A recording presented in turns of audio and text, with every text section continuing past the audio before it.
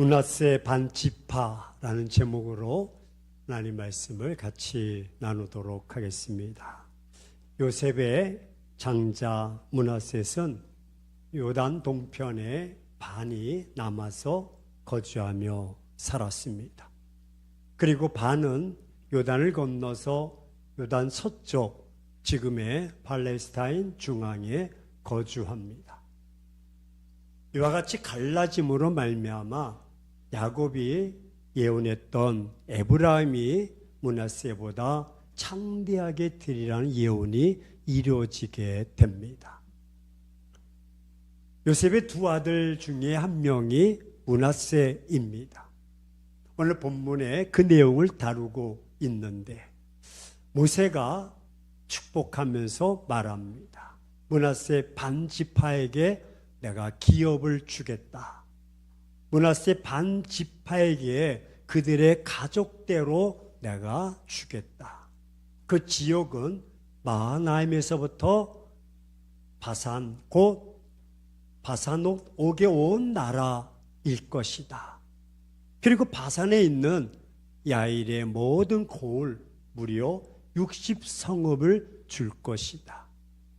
길리앗 절반과 바산 왕 옥의 나라 성읍 아스다롯까지 줄 것이요 에드레이 즉 므낫셋의 아들 마길의 자손에게 돌릴 것이요 마길 자손의 절반이 그들의 가족대로 받을 것이다 라는 축복의 말씀입니다. 계속 살펴보았듯이 각각 지파들이 골고루 땅을 차지합니다. 그런데 오늘 본문에 므낫세 지파는 절반으로 나누어지게 됩니다. 그러면 므낫셋은 누구입니까? 이들은 요셉의 아들입니다. 그것도 므낫셋은 요셉의 장자 큰아들입니다. 요셉은 민족을 위해서 위기에서 구원했던 영웅입니다. 그래서 12지파 중에서 요셉 대신 요셉의 자녀가 축복을 받게 됩니다. 놀라운 일을 행한 사람이요 자손들의 신앙을 번성토록 한 사람이 요셉입니다. 따라서 요셉의 장자 큰아들 므낫셋은 그의 아버지 요셉이 그의 아버지 야곱을 통해서 복을 받도록 특별한 애정을 보인 것입니다. 그래서 임종을 눈앞에 둔 야곱은 문병원 그의 아들 요셉이 그 두 손자에게 축복해 주고 있습니다. 요셉의 아버지 야곱이 오른손 왼손으로 안수합니다. 왜? 그의 아들 요셉의 아들 손자가 2명이었기 때문에. 그래서 요셉은 그 오른손 야곱의 오른손을 아들 장자 므낫셋에게 딱 얹혀 놓습니다. 그리고 야곱 그의 왼손은 에브라임에게 얹어 놓습니다. 그런데 이게 웬일입니까? 야곱이 손을 바꾸어 버립니다. 야곱은 요셉의 기대와는 달리 둘째 아들 에브라임 그 손자에게 오른손을 얹고 그리고 장자 큰아들 므낫셋에게 왼손을 얹어 축복합니다. 여러분 이 말씀을 전하면서 몇 년 전에 송구영신 예배를 드리면 우리 중고등부 학생들 유초등부 학생들을 제가 안수기도 하는데 어느 해인가 제가 안수하면서 깜짝 놀란 일이 있습니다.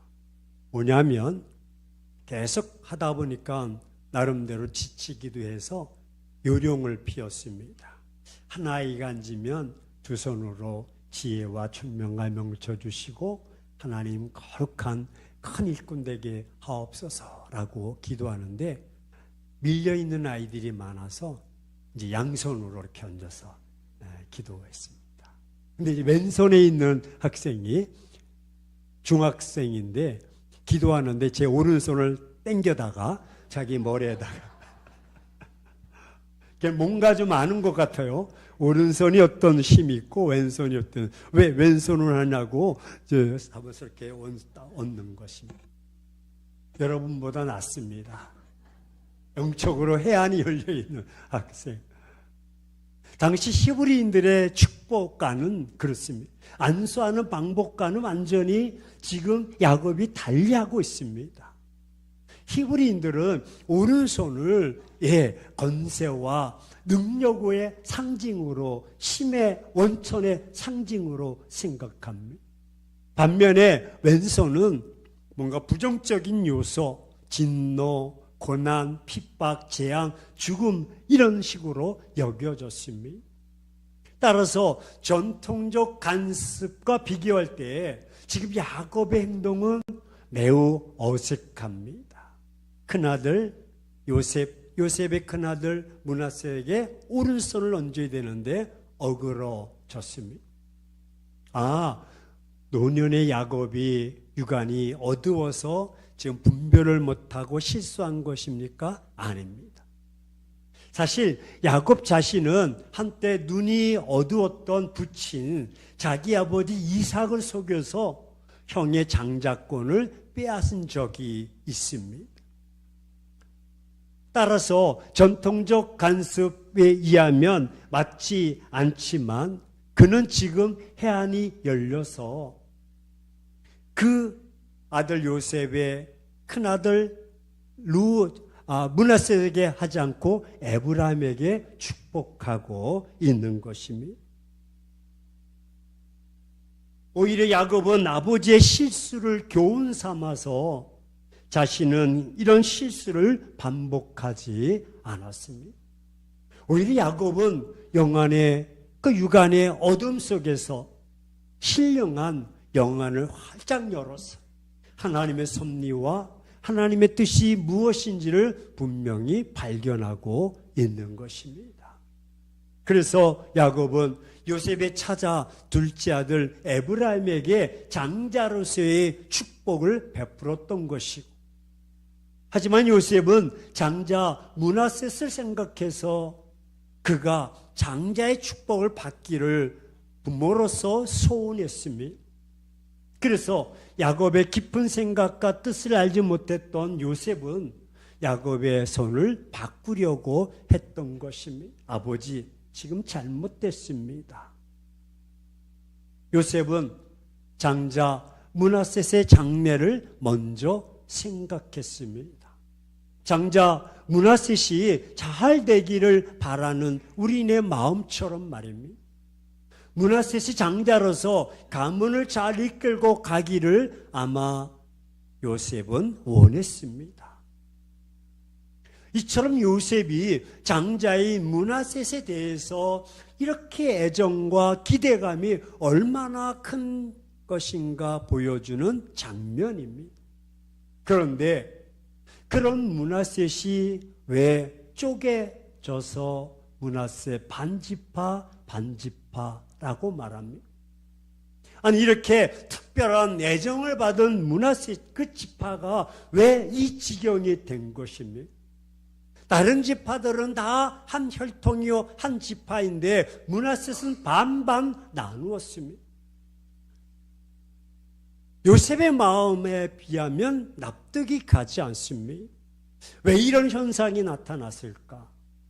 하지만 여기에는 하나님의 시선이 있으셨습니다. 하나님의 시선은 어떤 모습이었을까? 그것은 바로 한번 고백합시다. 욕심.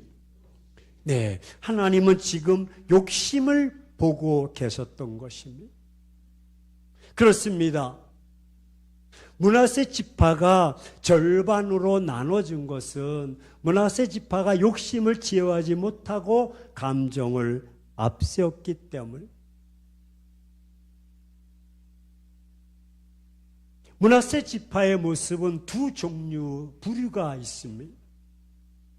우리가 살펴볼 것은 17장에 가서 보면 요단 동쪽 길앗과 바산 외에 므낫셋에게 10분깃이 돌아가게 됩니다.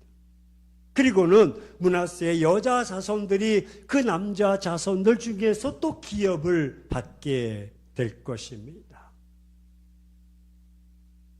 길앗 땅은 므낫세의 남은 자손들에게 속하게 되고 그 경계는 아셀에서부터 세게막 막부다까지입니다. 이는 오른쪽에서 가서 에다부아 주민의 경계에 이르게 될 것입니다. 13장 내용과는 다소 차이가 있습니다. 왜 그렇습니까? 므낫세 지파의 두 부류는 결국 마음과 생각과 비전이 달랐습니다. 다시 말해서 야곱으로부터 주어진, 모세로부터 주어진 축복을 그대로 받지 못하고 의견이 달라졌다는 것입니다. 무엇 때문에? 욕심 때문에. 그 결과가 얼마나 큰 것인가를 그들은 알지 못했습니다. 보십시오. 결국 분열과 대립으로 갈라서게 되고 만 것입니다. 다른 지파에선 볼 수 없는 반지파. 그래서 한쪽은 야, 우리는 동쪽에 남아있을 거야. 또 다른 한쪽은 우리는 서쪽으로 갈 거야. 라고 동서가 갈라집니다.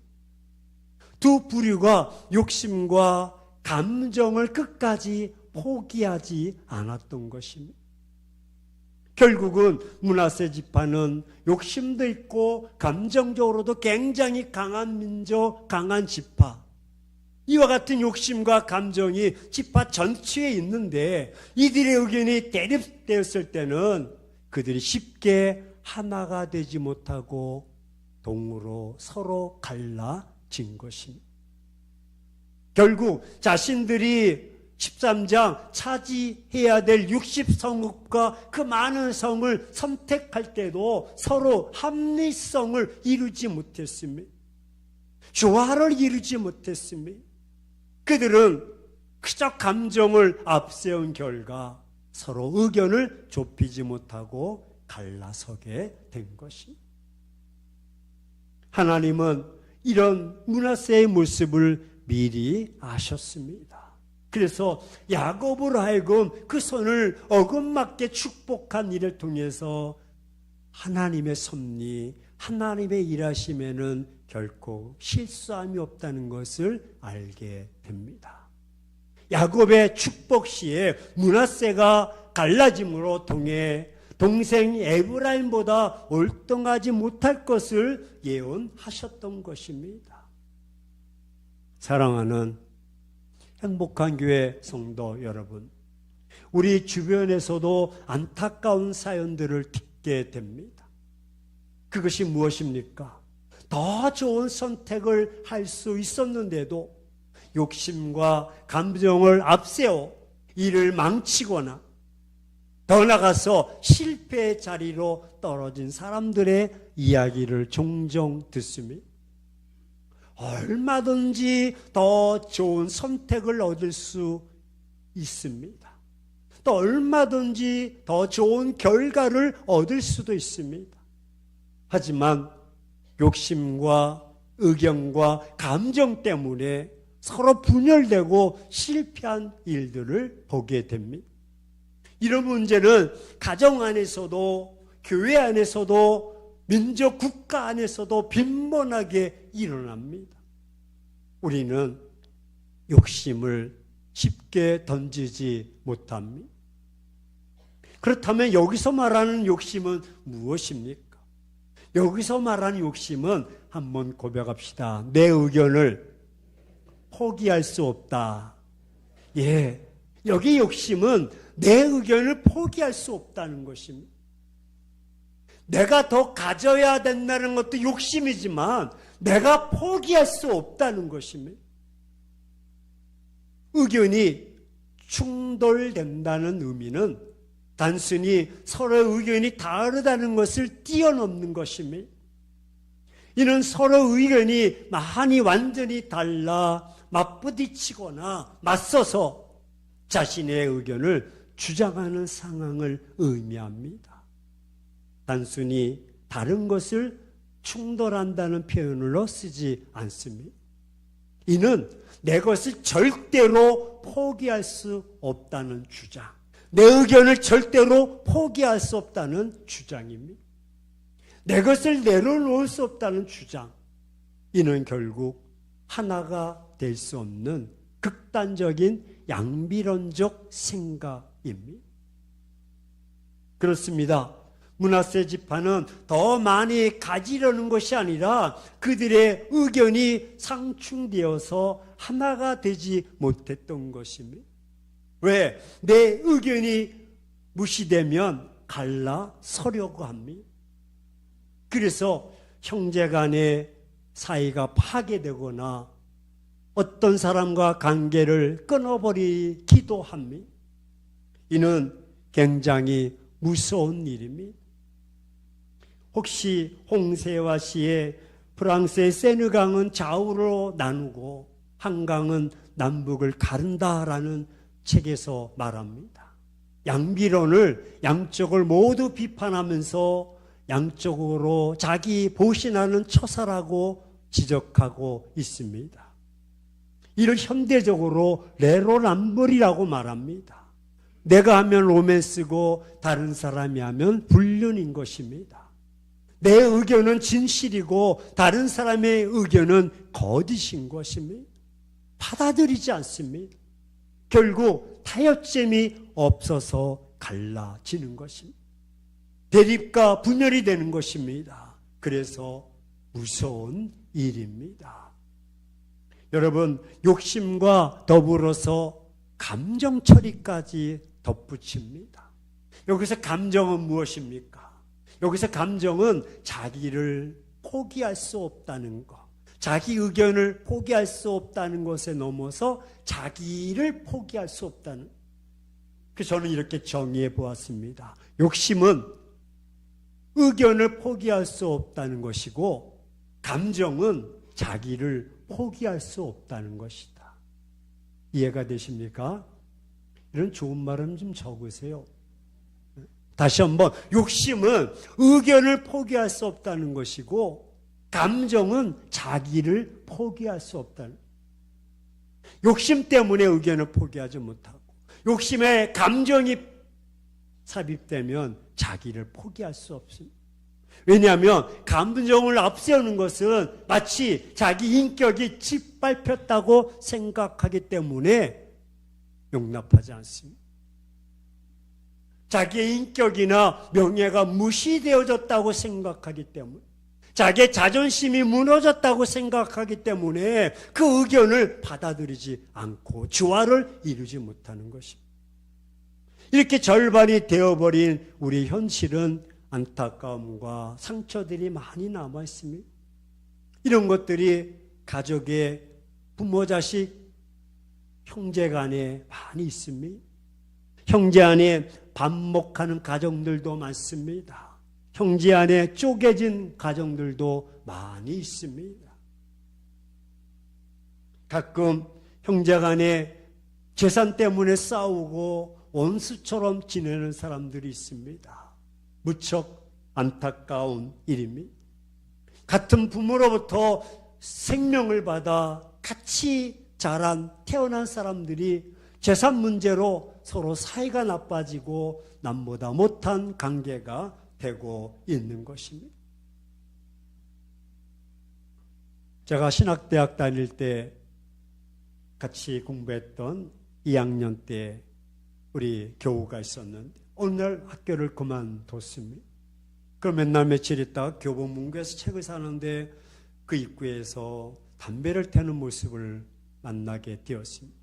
아니, 어떻게 이렇게 되었느냐라고 했더니 그 친구 하는 말이 교회고 뭐고 하나님이고 뭐고 성도고 뭐고 완전히 막 세속화되어 버렸습니다. 아니, 왜 이렇게 이 모양 이 꼴이 되었느냐라고 했더니 바로 형제 간의 분쟁 때문에 그렇습니다. 오래전에 아버지가 많은 재산을 물려주고 돌아가셨는데 자기와 형 사이에 나이가 차이가 있어서 형, 저는 목회 길을 갈 겁니다. 형님이 잘 보관해 두었다가 제가 목회할 때 좀 도와주시면 어떻겠습니까? 아유, 그러지. 근데 그 형님은 강원도의 모 대학의 교수이고 교회 중직자이십니다.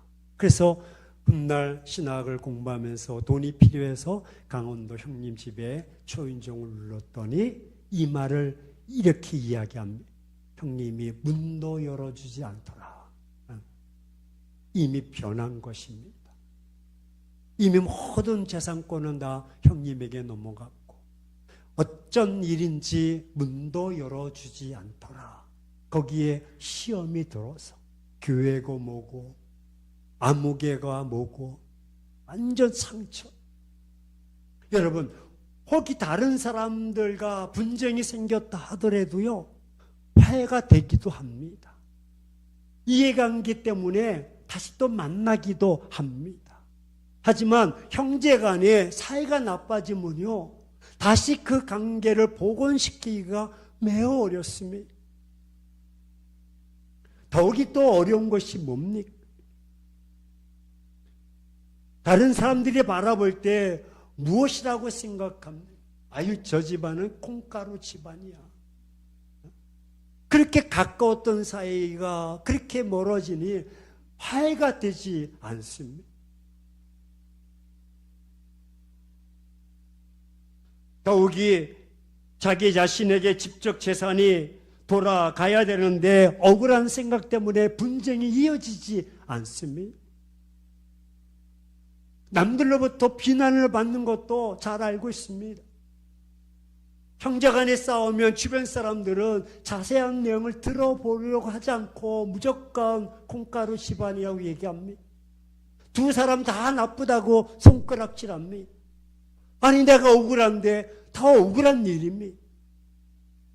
실제 당사자들은 어느 경우에든 자신은 정당하다고 확신을 가지고 있는데 상대방이 경우가 없고 나쁘다고 비난을 합니다. 그렇습니다. 형제 간에 생기는 분쟁은 대체로 재산, 땅 분배가 공평하지 않는 데서부터 출발합니다. 또 같은 형제인데 왜 자신에게는 적게 재산이 돌아가느냐라는 생각 때문에 분쟁이 생깁니다. 더군다나 형제들뿐만 아니라 거기에 사위나 며느리가 또 끼면 더 문제는 복잡해집니다. 부모님들이 재산을 사전에 정리하거나 분배를 합리적으로 잘 해놓아 그러면 좀 낫습니다. 근데 갑자기 유언을 남기지도 않고 돌아가시면 형제들은 그 분배에 각자 자기 주장을 하기 때문에 시끄러워집니다. 부모님이 갑자기 아파서 병원에 입원하시고 자신이 죽는다는 생각을 하지 않기 때문에 그런 상황에서 자식들이 상속 문제를 꺼낼 수가 없습니다. 빨리 병원에서 나와서 태어나는 것이 중요한 문제입니다. 그런데 어떻게 돌아가시는 것을 전제로 상속 이야기를 할 수 있겠습니까? 하지만 그러다 돌아가시면 아무런 유언도 없이 상속 문제는 더 복잡하게 되는 것입니다. 그렇습니다.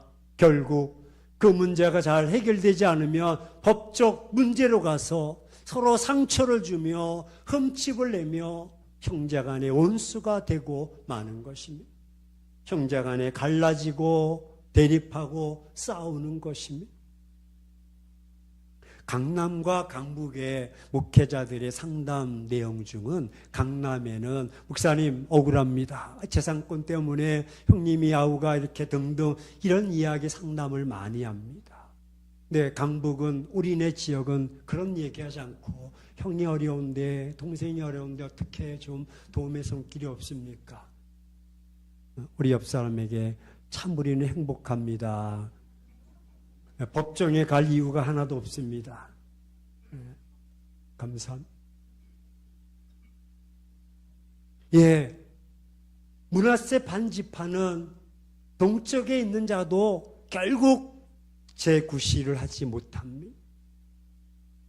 또 서쪽에 있는 자도 성경을 추적해 보면 재구실하지 못합니다. 다른 지파에 있어서 그 결과는 흐지부지 없어지고 맙니다. 므낫세 반지파는 존재감이 없어져 버립니다. 나누어진 결과는 잊혀져 가는 것이고 역사 속에서 사라져 가는 것이고 이스라엘 공동체 속에서 사라져 가는 것입니다.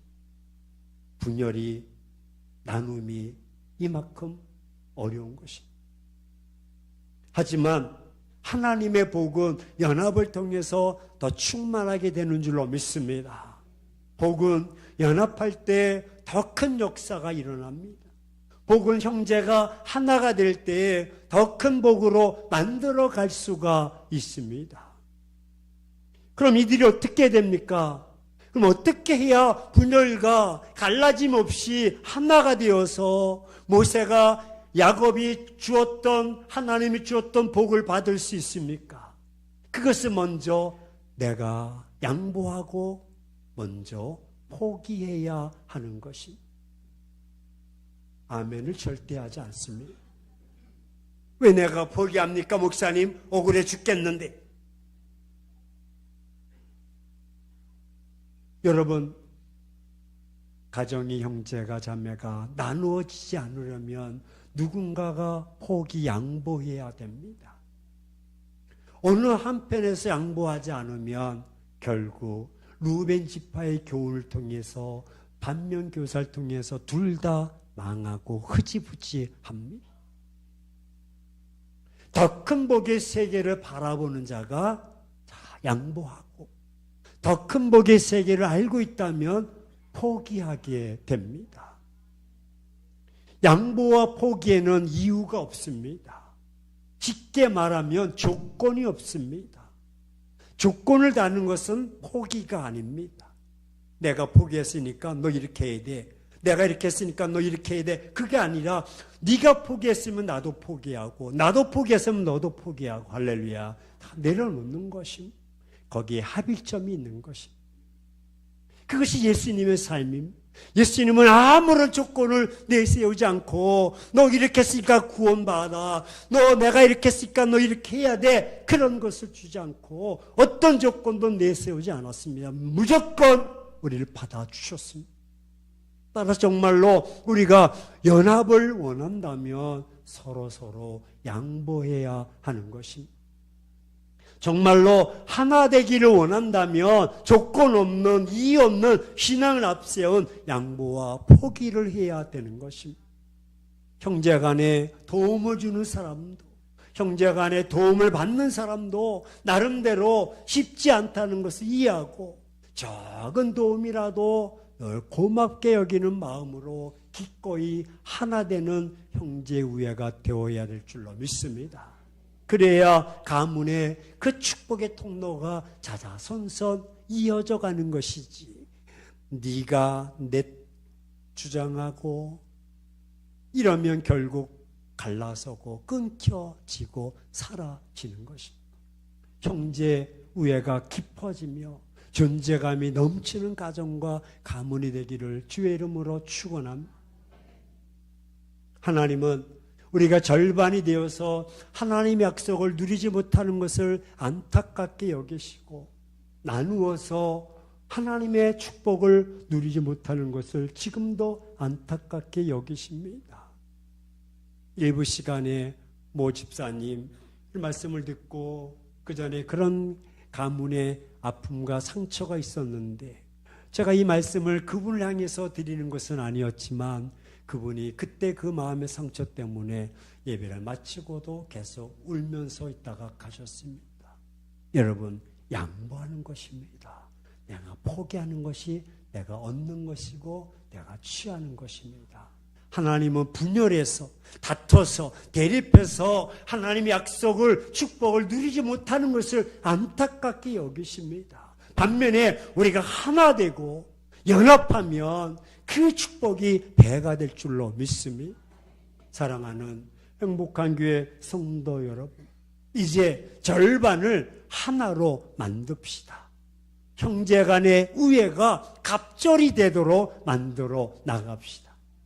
자신이 누릴 수 있는 특권과 위치는 이제 감정도 의견도 내려놓고 형제 자매를 먼저 생각하는 성숙한 성도가 됩시다.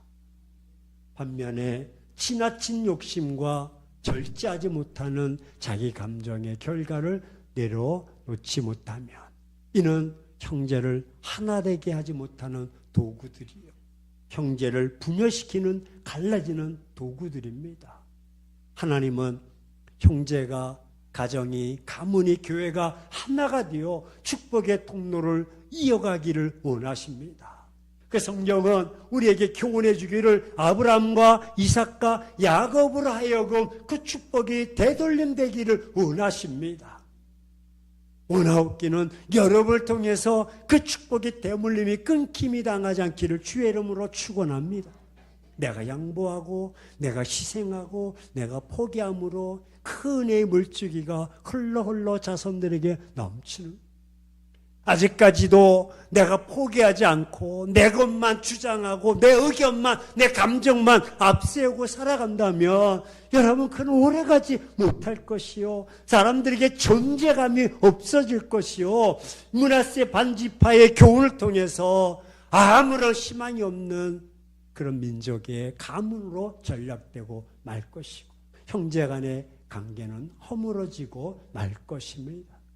하지만 저는 말씀을 통해서 확신합니다. 여러분들이 양보하고 여러분들이 포기하고, 네가 포기하면 나도 포기하고 나도 양보하고 서로 그렇게 희생하고 나갈 때, 그리고 하나가 되고 둘이 될 때, 할렐루야, 그 복은 넘쳐날 줄로 믿습니다. 종기한 자 콩가루 집안이 아니라 향기 있는 집안이 되는 것입니다. 그런 가정이나 가문이 존귀하게 될 것입니다. 지금도 하나님은 이런 가문에 복을 주시기를 원하시고 더 큰 영역으로 확장시켜 나가기를 원하십니다.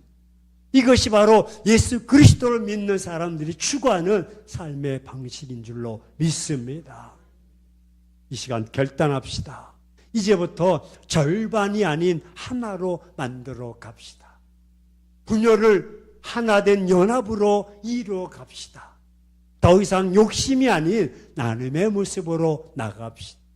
자기 감정이 아닌 주님의 마음으로 결정하고 이 길만이 형제가, 공동체가 하나의 축복의 통로로 나가는 길인 줄로 믿습니다. 그런 마음으로 옆 사람들에게 인사합시다. 우리는 하나입니다. 네, 이런 사투리로 이야기합시다. 우리가 남이가, 네, 한번 기대하면서 우리가 힘있게 여러분 가정이 막힘없이 끊김이 없이 축복의 통로로 나가기를 주의 이름으로 축원합니다.